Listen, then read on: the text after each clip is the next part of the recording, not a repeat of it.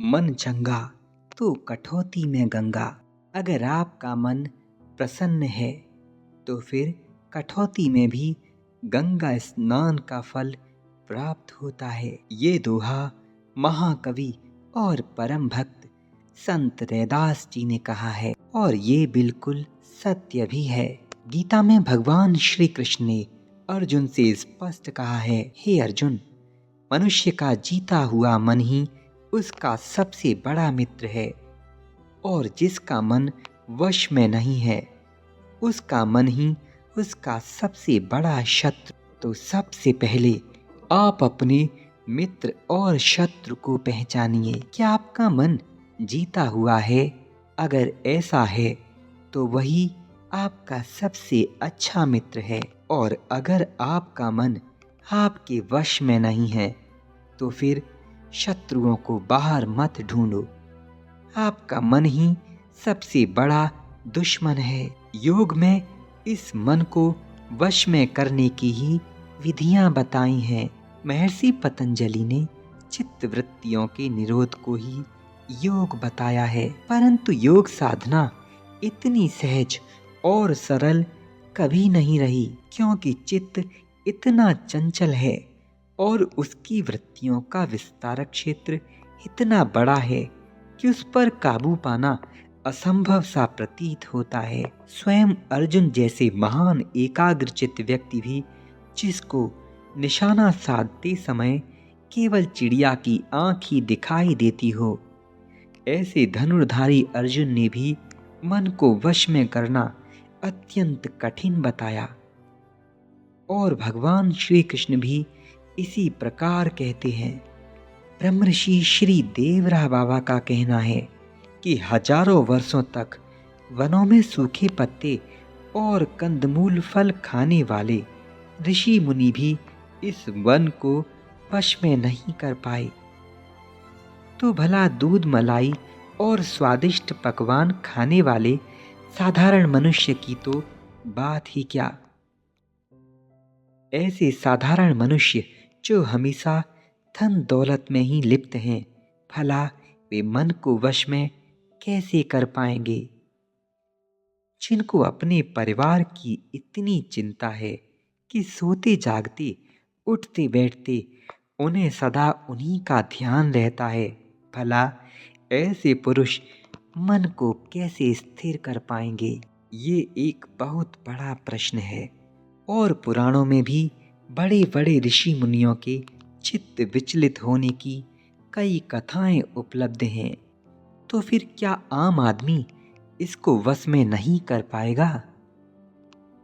इस प्रश्न का हल भी श्री देवरा बाबा ने श्री बड़े महाराज जी को दिया था और बताया, बच्चा, ये मार्ग अत्यंत सरल है। कोई छोटे से छोटा किसान, गृहस्थ, व्यापारी, विद्यार्थी और एक साधारण व्यक्ति भी इस साधन पर चलकर अपने मन को एकाग्रचित कर सकता है, और ये साधन अत्यंत सहज और सरल भी है। श्री बाबा श्री बड़े महाराज जी से कहते हैं, बच्चा, इस मन के पीछे मत भागो, तुम इसको पकड़ नहीं सकते। बड़े बड़े ऋषि मुनि भी इसको नहीं पकड़ पाए, अतः तुम इसके पीछे मत भागो। अपने मन की मत सुनो, मन को अपना काम करने दो और तुम अपना काम करो। बच्चा, तुम ये एक काम करो जो तुम्हें आत्म कल्याण की ओर प्रशस्त करेगा। जैसे ही तुम्हारा मन विचलित हो और तुम्हें डराए, तुम तुरंत राम नाम का जाप शुरू कर दो। बच्चा, अपने मन पर ध्यान न देकर तुम राम नाम की रट का जाप शुरू कर दो। ऐसे अभ्यास करते करते तुम्हारा मन निर्विकार होता जाएगा। मन ना लगने पर भी तुम पूजा मत छोड़ो। अपने अभ्यास को बिल्कुल मत रोको, चाहे मन लगे अथवा ना लगे। जिस प्रकार बिना मन के स्नान करने पर भी ताजे जल की धारा का प्रभाव शरीर के अंदर जाता है और तरावट भी शरीर को प्राप्त होती है। चाहे मन से नहाओ या बिना मन के, जल की ताजगी अंदर तक जाती है। ठीक ऐसे ही पूजा में तुम्हारा मन लगे अथवा ना लगे, राम नाम जपते रहो। अपनी पूजा, अपना साधन बिना मन के करने पर भी उसका प्रभाव तुम्हारे अंदर तक जाएगा। बच्चा, तुम्हारा मन एक जन्मों का नहीं, हजारों जन्मों का भटका हुआ है। अतः इसको मत रोको, तुम अपना कर्म करो।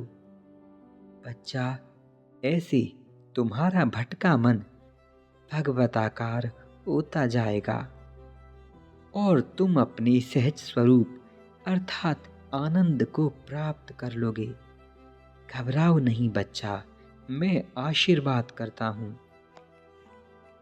श्री देवरा बाबा श्री बड़े महाराज जी से स्पष्ट रूप से यही कहते हैं और बाबा महाराज जी के माध्यम से ये गहन बात हम सब से भी कहते हैं।